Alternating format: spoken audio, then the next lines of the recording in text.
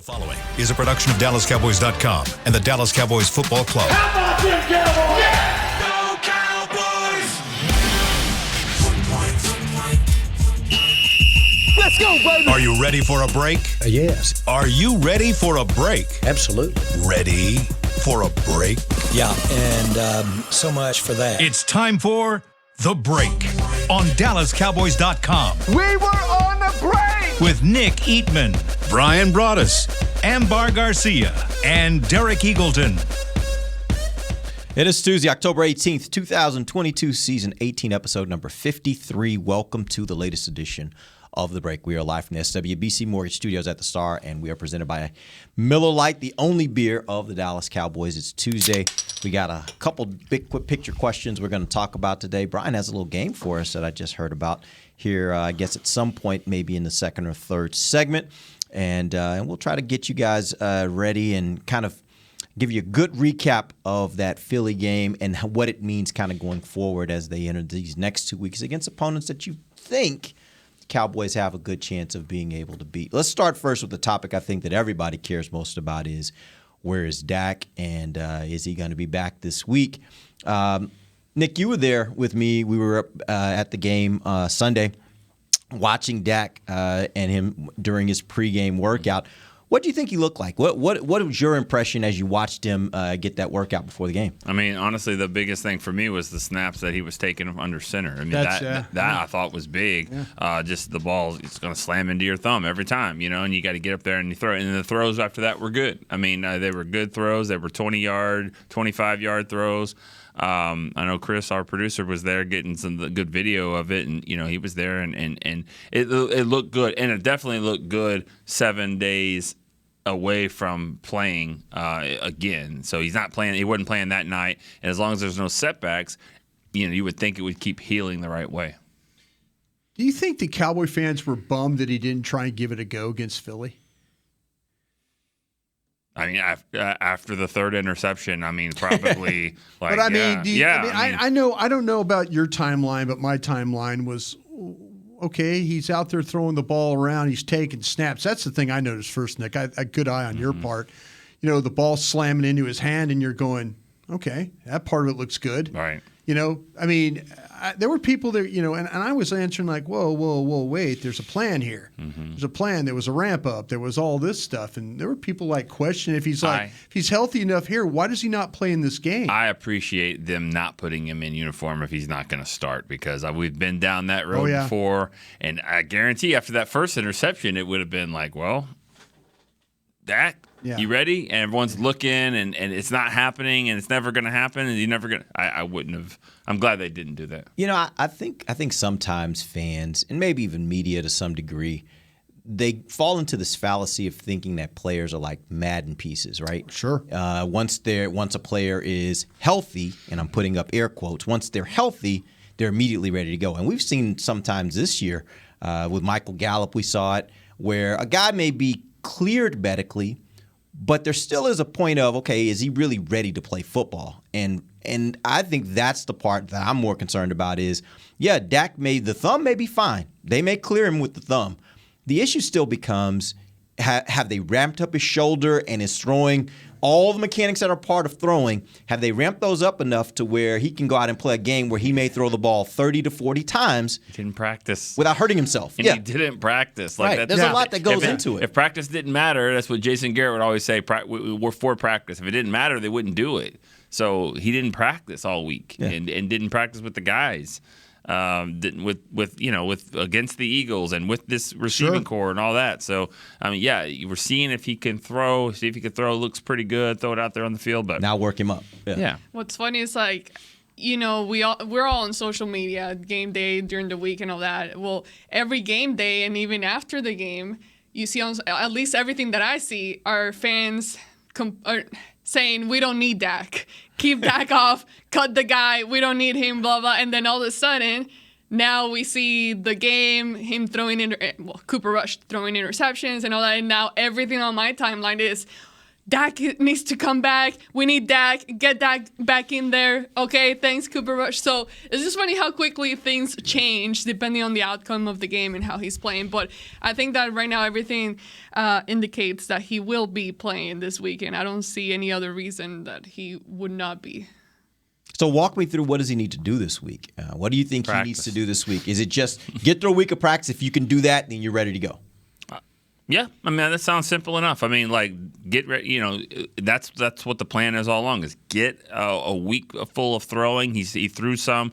I think it was a Wednesday and Thursday, probably some Friday, and then here he is Sunday, and now start to get ready to practice and mentally get ready for the game. Get ready for the Lions defense and what they've got going on, and who's going to play where, and when Farniok comes in, as an eligible blocker. I mean, where does he go and line up? I mean, it's all part of it. As opposed, it's not just the guy going out there. Can he throw to James Washington and Dennis Houston? Yeah, that looked good. Now ramp it up. And I think a big thing to that. Is I guess he hadn't been clear medically just yet. And that's something I know Mike McCarthy talked about it yesterday. I would assume that happens maybe today, where he's just fully clear and given the green light where he can now take all the snaps with the first team and all that. So I think that's a big difference. If he wasn't clear before, how is he going to go out there and go and be full go? So he should be good now. He's still wearing that thing, right? Because I saw him when he was throwing. I saw him at the game. He was wearing his something around the thumb. So I wonder if he's gonna take that off this week, or if he's gonna be practicing and maybe even playing with Flex that on. Seal. You know, you've seen those commercials. Flex Seal. You know, so he doesn't leak. Yeah, gorilla tape, whatever you want to put on there. Yeah. I couldn't tell if it. But what I couldn't tell if it was a pad, if it was padding, or if it was like a support device. brace. It's a support. Yeah. It's more support is what it really is. He was throwing with it on. So it might be something that he's comfortable doing. I think you make a great point, though, Derek, about the it's not so much about the thumb. How about the back? How about the core? How about the shoulder? How about the lower body? Everything it takes to throw a ball. The last thing you need is Dak Prescott out there playing, and then all of a sudden it's like, man, his core strength's not very good right now. His back, why does he look like he's kind of flinching and doing stuff? It's the last thing you need is something else, to cause. I mean, he might be, throw the ball, but there's so much other things that go into throwing. The stride, how you rotate, all these things. And if you're not ready to go, then don't throw. And that's happened. And we saw it. He was coming back from the ankle injury all year, coming back, getting ready for camp. And then he gets to camp, ankle's good. He tries to make some Hail Mary throw because he's not really used to throwing all the time. And then he hurts his shoulder back, or blade, armpit, whatever that was. So so all that goes into play here. And he hasn't been able to throw. Obviously, because of the thumb. So I think he will. I mean, he looked good. He looked good throwing the ball. That looked really good.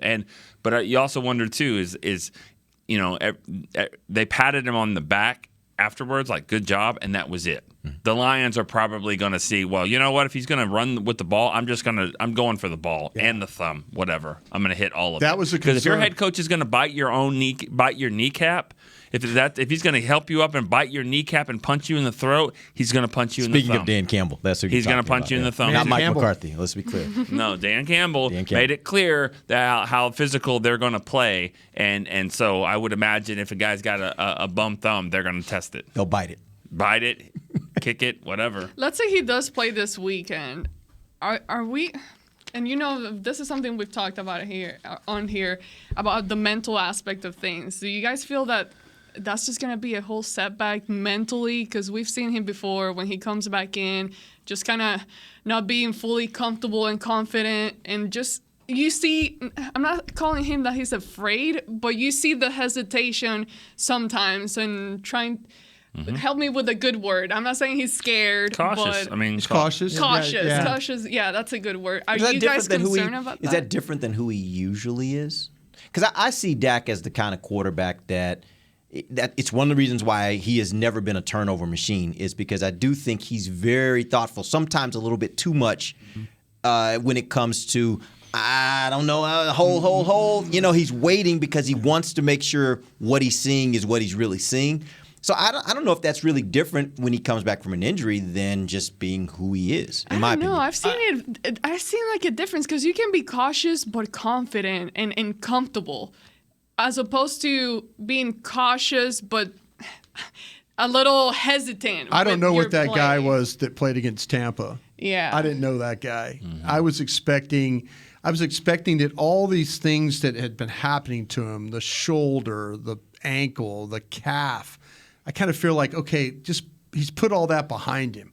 Go be 2016, 2017. Go be Dak that was through week 8 of last season. Go be that guy. And I think there's something to that, Amber. I think there's, maybe the organization in a way also says, dude, if you don't have to run, don't run. Don't put yourself in harm's way. And where to me, and I've said this a bunch, to me, Dak Prescott, when he feels the game, when he feels the hits, when he feels the physicality and gets blood and mud and things on him, I think he's a better player. Yeah. And I think he used to be a guy that had body armor. He was a big guy. He'd bang into people and stuff. And now he's like, he loses weight, he looks good. Best shape of his life. I'm thinking, no, I need the other guy that was kind of a tank. That was just. Where'd you leave that guy? Yeah, I go, that's the guy that was kind of banging into people and stiff-arming guys at the sidelines with his throwing hand. That's the guy I was thinking, because he's not going to be an elite quarterback when it comes to touch and accuracy and all those things. What makes him different than the other guys is his toughness. And you take that toughness away from him, or his ability to play with a little recklessness, I think it makes him a different quarterback. And I don't know if it's necessarily a good thing with him. Yeah. The guy that won the playoff game in 2018 against Seattle, it was third down and diving, 10 or 12, and the field goal makes it a 6-point game, but a touchdown would put it away, and he just barrels through 3rd and 14 and flips over the top and gets to the 1. That you need that guy. I miss that guy because and you don't see every quarterback doing that, but I mean, let's call it what it is. I mean, Dak isn't the best passer in the league. We know that. Yeah. That's not what. If he was, he wouldn't have been drafted in the 4th round. That's not his game. But his game is all the intangibles that he was talking about, the tank, that kind of player, all into one is like a winner. And I think that they missed that right now. So not the guy that took that option against Tampa and got a first down and then was just looking to fall. Yeah. You need more than that from this team with this offense. Yeah, and I agree with all that stuff. I just don't know if I think it's a confidence issue. I think he's a very confident player. I don't think sometimes, going back to the Tampa game, I just think sometimes he doesn't play well. He just didn't play well that game. That to me was not about confidence. He just didn't play well. Nobody really played well there. Yeah, exactly. And that happens. Like he just didn't play well in that game. Could be his confidence with his left tackle that's never played left tackle before. Yeah, maybe. And now you see him. Maybe. I thought what Jerry said on the radio this morning, 105.3 fan, I mean, he talked about Dak being ready, looks good and all that, but I thought what he said about this is a better football team than it was in week 1. Absolutely. This is a team that's learned how to play. Mm-hmm. They had to. They learned how to play differently. The defense has come together in a way we didn't expect. The offensive line is now better, a little bit more cohesive. I think there's more trust in a Noah Brown, guys like that. That the receiving core can win. The way that Zeke's running the ball pretty well. I think that there's just the kickers making kicks that's not 59 yards and off grass. Yeah. I think that there's just more confidence with this football team. And so my question now becomes, what changes when Dak is back? Or should it change? Like, we've seen how this offense has morphed. Mm-hmm. Has it morphed because it needed to, or has it morphed because it is the better way to play football based upon what they have and what they've created now as a football team? Real quick, before we get into that, let me reword what I was trying to point out, because I don't like using the word confidence because he's a very confident guy. And I don't like using the word like being scared because I don't think he's a competitor and he will go out there and compete. What concerns me is now here's another injury that has sidelined him on the bench, basically. So he's watching. So it's just like, how many injuries have we gone through now? And I'm not saying he's injury prone or anything. It's bad luck, part of the game. It happens. But the fact of how many instances now he's had to watch the game from the side. And you know what that causes in you when you are a competitor, an athlete, anyone who likes to compete, if you're seeing your team, whether it's winning or struggling, you want to be out there. So it's just that mentality of like, okay, what kind of hesitation does that create now in you wanting to protect yourself and not allow yourself to get injured again to where now you're back out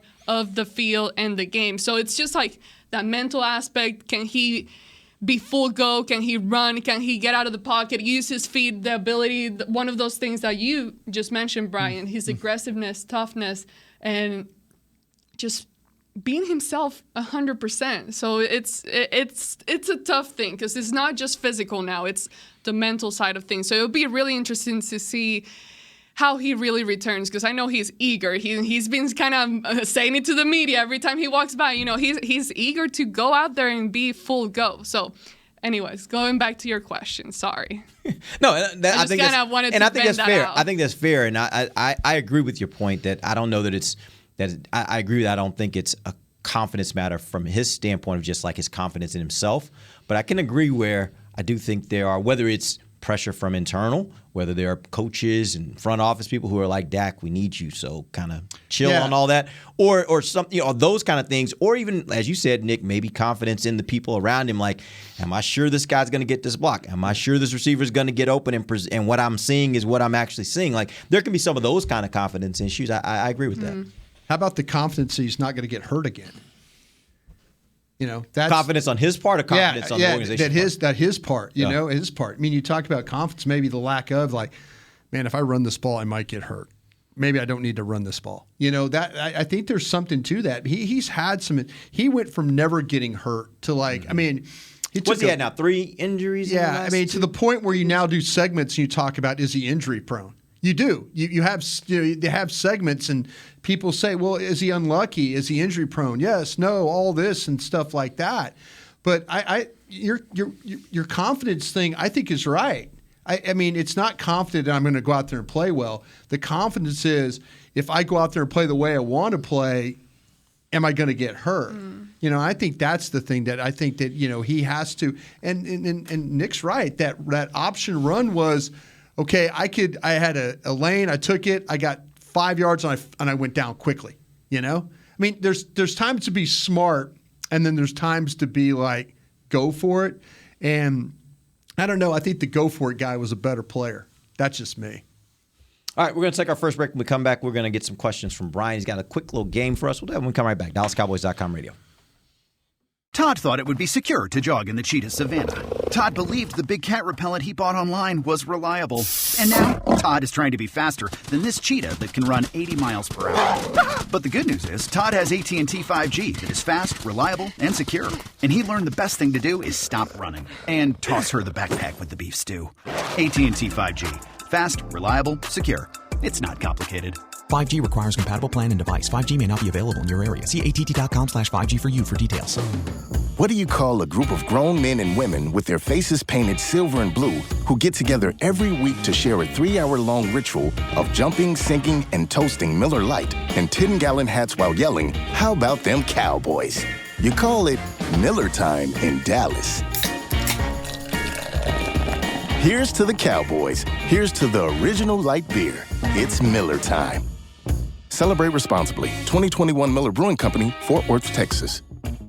Want to use what the pros use? How about the official men's skincare brand of the Dallas Cowboys, Jack Black? Right now, you can get the Jack Black Starter, a curated collection of Cowboys locker room favorites for just $10 with free shipping. The starter includes 4 Jack Black skincare favorites, plus a full-sized intense therapy lip balm. Go to getjackblack.com/Cowboys and use the code word TEAMJB. That's getjackblack.com/Cowboys. The Jack Black Starter, $10, free shipping.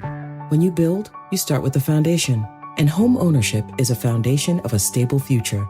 The Bank of America Community Homeownership Commitment has helped over 34,000 people lay the groundwork so far, with up to $10,000 towards your down payment or 3% of the purchase price, whichever is less. The satisfaction of owning your own place can become a reality. Visit bankofamerica.com/homeowner to learn more. What would you like the power to do? Bank of America NA, Equal Housing Lender. Credit and collateral is subject to approval. Restrictions apply. This is not a commitment to lend. Back to the break. Miller Lite is proud to bring you Barbecue Fest Dallas, located at Miller Lighthouse at AT&T Stadium. Join your Cowboys from November 4th through November 6th for some of the best barbecue in the country. Get your tickets today at SeatGeek.com, the official ticketing provider of AT&T Stadium. So, Brian, I kind of miss when you used to work here full time. You'd like bring us like different dishes. You'd make up some gumbo and that kind of stuff. So I'm kind of wondering, like, at some point, is that going to be something we do on the break? Like, I know you're not here full time, but that could be, Tell me what really dish you want, Derek, and we'll get that done for you. You just challenged him, and now, like in a week, he's going to come in with all. He's going to have an apron on, and he's going to have something cooking over here. And we're going to be right here on it. Like, I'm not running to the training table today. I'm eating whatever Brian's making. I'll tell you what. Let me know when it's Mediterranean Day here, and I'll cook something up for you guys. How about that? Derek will let us know. Look, me and Nick on Mediterranean Day, we usually are going to do something. How was the shrimp basket yesterday, or 2 days ago, or last week?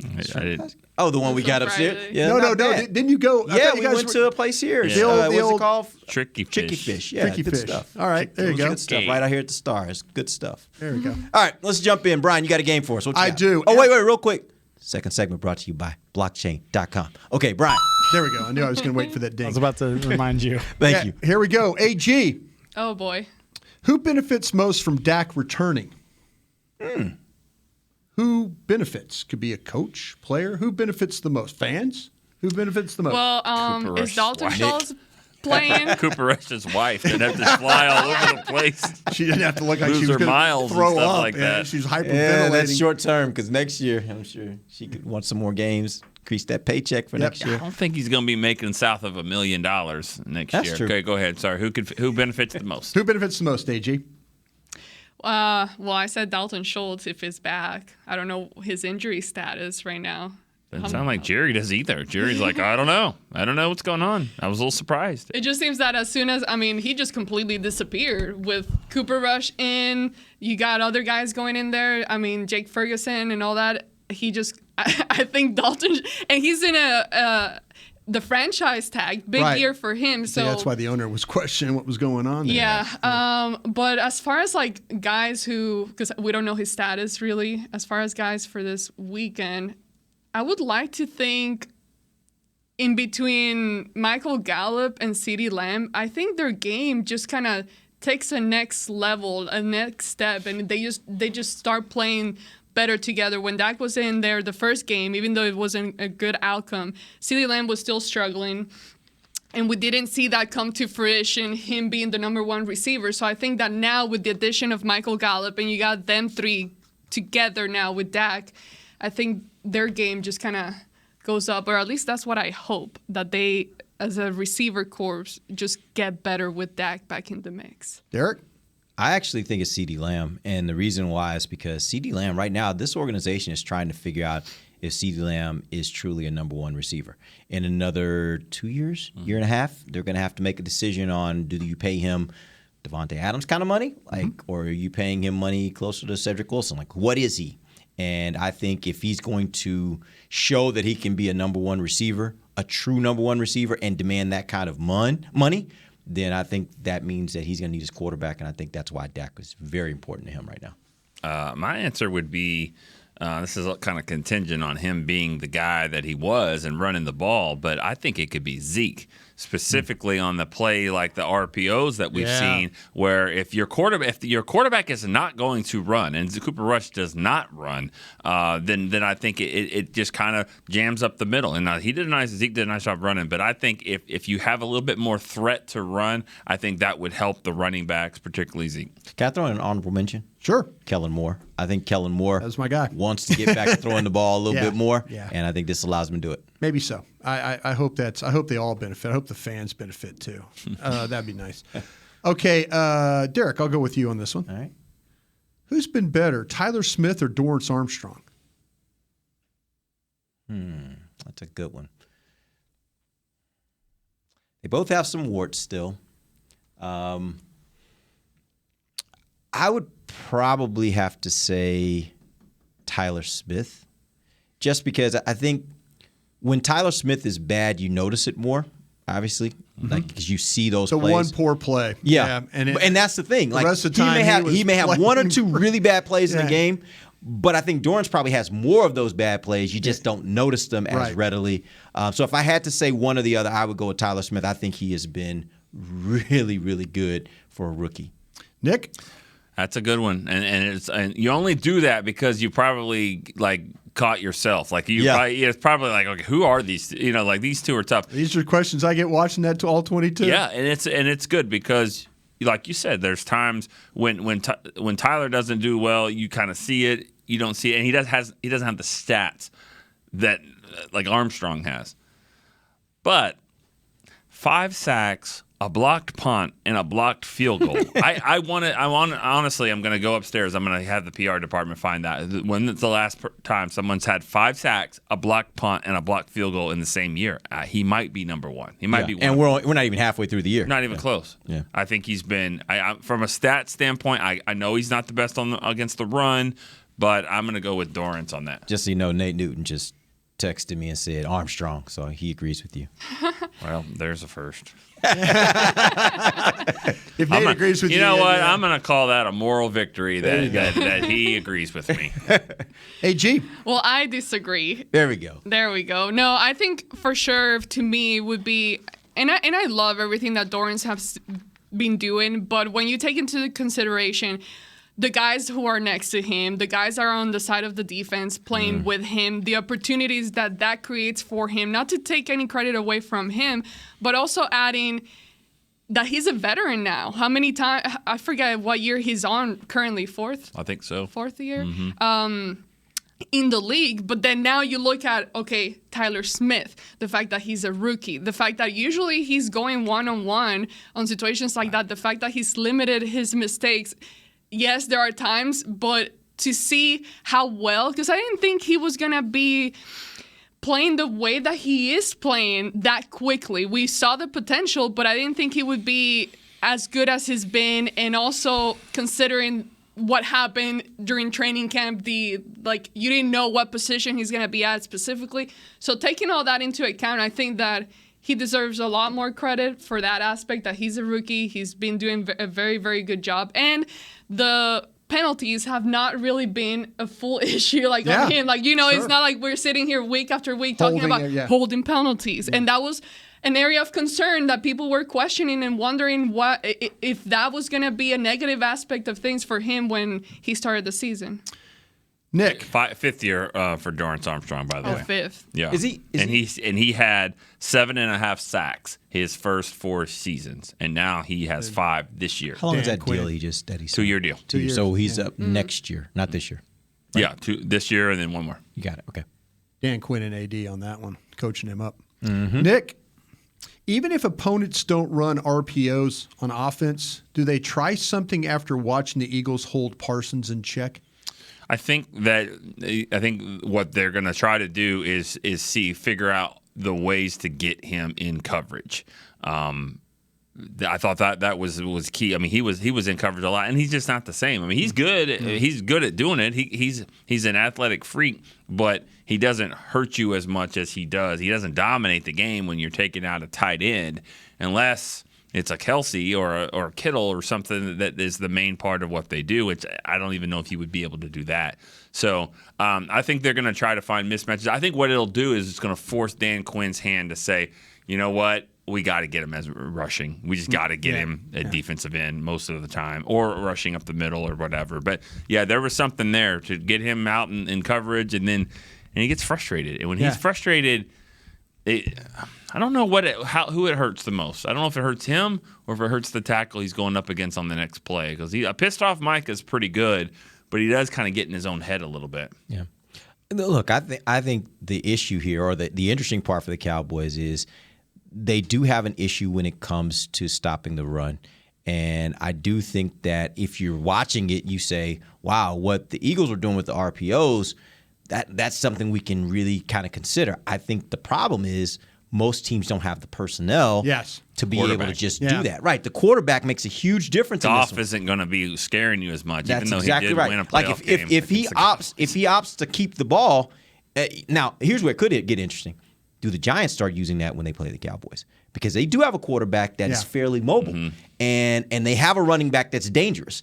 And so when you start thinking about it from that perspective, there are certain teams that maybe they wouldn't be great at it, but they may use it a little bit to kind of, in critical moments, maybe get some Bears some coming nice up could be with I don't know if the Bears, like their quarterback is that, but are you scared about anybody else? I would be like, don't let Fields get off. Yeah. Who else going to get off? Montgomery's going to run it up the middle or whatever. Yeah. I'm a little less concerned about him taking it the distance. They don't have, because your quarterback in Phillies, I think the quarterback running almost scared him more than Miles Sanders. Right. Yeah. Which has been, Miles Sanders is benefiting all year because of that. That's exactly right. But I don't think that Goff scares you more than or Daniel Jones doesn't scare you more than Saquon Barkley. No, but Daniel Jones, if you don't pay attention to him, can break you on a couple of plays. So I do think there are a couple teams that can do it. Most teams they play won't have that ability.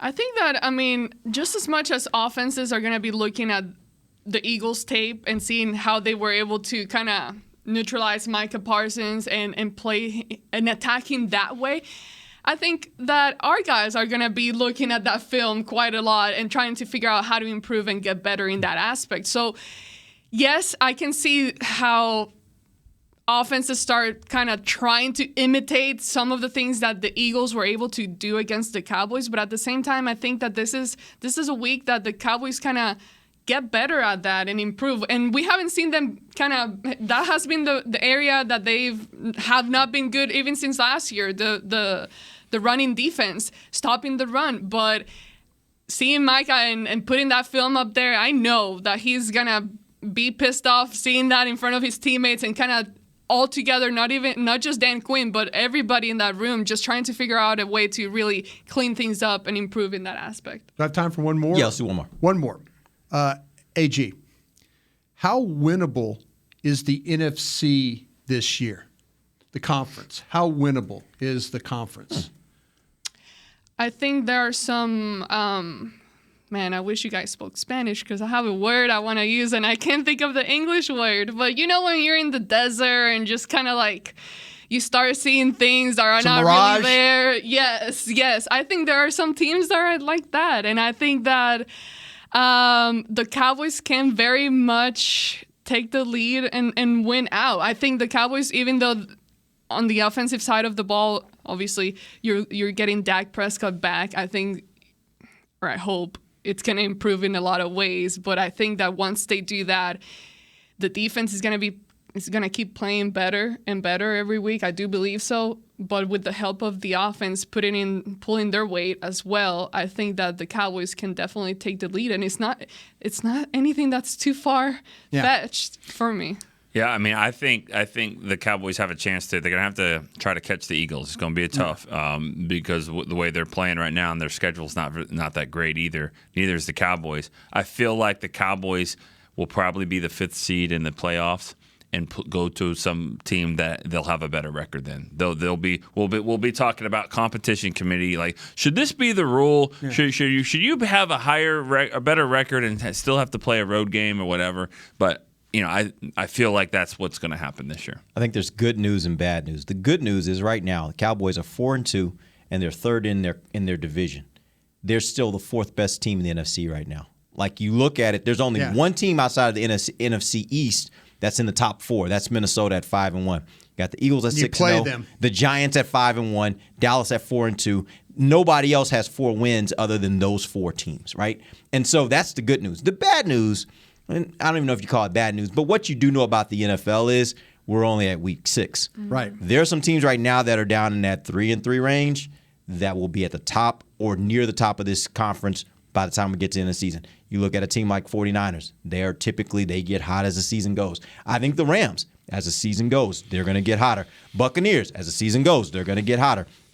I don't think the Packers are necessarily in that boat, but it wouldn't surprise me if they figure it out and they get hot. Like, there are teams that are going to show up as the season keeps going because that's what happens in the NFL. So, yes, right now, you look at this, the NFC East is basically running through this conference, and they are going to be a force to reckon with in the playoffs.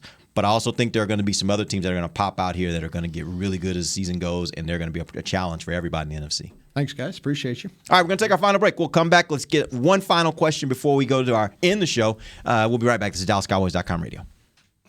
The season is finally here. For months, we've been gearing up to win.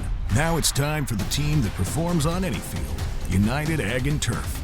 With John Deere zero turns for mowing, compact tractors for loading, mini excavators for digging, Gator utility vehicles for hauling, implements for grading, hay tools for baling. United Ag and Turf, for winning. The official Ag and Turf equipment supplier of the Dallas Cowboys. Visit UnitedAgAndTurf.com for more. Todd thought it would be secure to jog in the cheetah savanna. Todd believed the big cat repellent he bought online was reliable. And now, Todd is trying to be faster than this cheetah that can run 80 miles per hour. But the good news is, Todd has AT&T 5G that is fast, reliable, and secure. And he learned the best thing to do is stop running and toss her the backpack with the beef stew. AT&T 5G. Fast, reliable, secure. It's not complicated. 5G requires compatible plan and device. 5G may not be available in your area. See att.com/5G for you for details. This week! Did you get to work on time? Yeah, but I just realized it's Sunday. Little Sweet says head on home. Dr. Pepper's on its way. So sweet, unique. Baby, there's nothing better. I bet you've probably done something that deserves a Dr. Pepper. Did you invest your nest egg in an NFT? Yeah, and I don't even know what that is. It's a non-fungible token. Everyone's done something that deserves a Dr. Pepper. When you build, you start with the foundation. And home ownership is a foundation of a stable future. The Bank of America Community Home Ownership Commitment has helped over 34,000 people lay the groundwork so far, with up to $10,000 towards your down payment or 3% of the purchase price, whichever is less. The satisfaction of owning your own place can become a reality. Visit bankofamerica.com/homeowner to learn more. What would you like the power to do? Bank of America N.A. Equal Housing Lender. Credit and collateral is subject to approval. Restrictions apply. This is not a commitment to lend. Back to the break. Get the ultimate fan experience for the ultimate Cowboys fan. Join Dallas Cowboys United, presented by Globe Life, starting at just $20. Join now. Get your fan pack, exclusive benefits, and more. Visit DallasCowboys.com/United for details to join today. Welcome back. Final segment of the break, live from the SWBC Mortgage Studios at the Star, presented by Miller Lite, the only beer of the Dallas Cowboys. I have one final question for you guys. We're going to go around the table before we end today's show. It's a very simple question. Are you more optimistic or pessimistic following Sunday's game? Optimistic.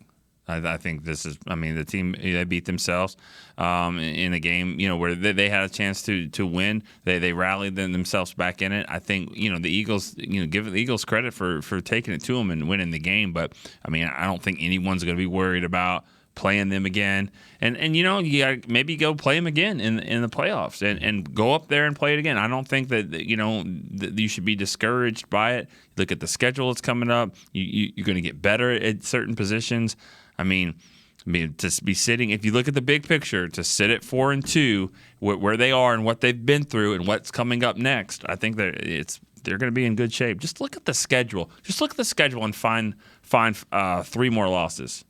I mean, it'll happen probably, but I'm just saying 12-5 looks pretty good again, because it's tough to come up with 3 legitimate losses on this schedule. Yeah, it's interesting. The teams you thought would be tough games, like Indianapolis, may not be as tough as you thought they were. At Green Bay? Yeah, may not be as tough as you thought they were. I'd like to see – I'm going to see it first before they actually go Still up is there at Green Bay, and beat Obi-Wan Kenobi up there in Lambeau. But, I mean, I think they can do it. I'm definitely optimistic of what the season holds. Dak Attack is going to come back. No, I think that, seeing the way that they played, and again, the offense has not been producing points for you and scoring points and all that, so that's definitely a problem. But seeing the way that they were able to handle things without your starting quarterback was impressive. So and I think the defense, it was a bad week last week, but they still held up and they were still able to come back in that second half and still compete. So I think that there's a lot of things to be optimistic about at this point of the season, especially with the things that are just finally going to start piecing together as far as the offense. We haven't seen that yet, other than that little bit of taste at the beginning of the year, but you can't just base the rest of the season on just that first loss, against Tampa. So I'm optimistic. I don't know how you can not be optimistic. You beat the 2 Super Bowl teams with backup quarterbacks, yet with your backup quarterback. You found a way to be 4-1 with your backup quarterback. You went to Philadelphia, and they had been killing people with their quarterback and their tight end. Neither one of them were really a factor in that football game. You didn't tackle well enough in the game. You didn't really do enough offensively. They held you in check throwing the ball in your receivers. That's something that should be a concern. But the fact that you're able to survive what you did the last 5 weeks and to live and tell about it, how could you not be optimistic? This thing could be 0-6, and we're all talking about when the draft show is going to start, or what are you going to do? What are you going to do at the trade deadline? Who are you going to get rid of? Contracts? Are they going to fire the coach? All these things. Nah. You got to be optimistic what's going on right now. And also, we don't always go back and remember different decisions that are made. But I think you got to give Jerry, Will McClay, Mike McCarthy credit for looking at what's out there and going, well, why is Cooper Rush going to be your backup? And because their mind was if something happened to Dak, he can win games. And whether or not anyone believed that or not, here they did. And then they had to come out and really see who could if that could happen, and it did. So I mean, we don't always think back to those decisions like that, but they decided he was better than Will Grier, and both of them were better than anyone that was available and out there, and it's proved to be a really good decision. So we don't always go back and remember that, but they should get credit for that. Yeah, I think to me, I think it's you guys need to hit the nail on the head. I don't think there's any way you really can't be optimistic about what you've seen so far.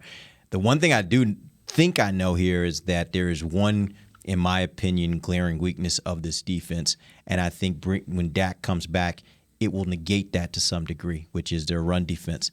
I think if you can score more points, you will put pressure on teams where they can't just say, hey, we're just going to go with these short passing games, a quick passing game, and then run the ball. You can put them in situations where they really are going to have to get more aggressive offensively, which plays right into your hands. And I think that's something that was kind of starting to concern me as time went on, is that I think teams were realizing they didn't really have a choice. You can't play the kind of game you want to play, where you want to take a little time and make those throws downfield against this defense. Here's something that when you look at the division, Giants, Eagles, Washington, Washington's kind of out of it right now, but if you rank the 6 games that you have to play in the division, how tough they are, I think the Cowboys have already played the 2 toughest, at Philly, at the Giants. Yeah. The next one would probably be Philly at home, and Giants at home, and then at Washington, and then Washington at home.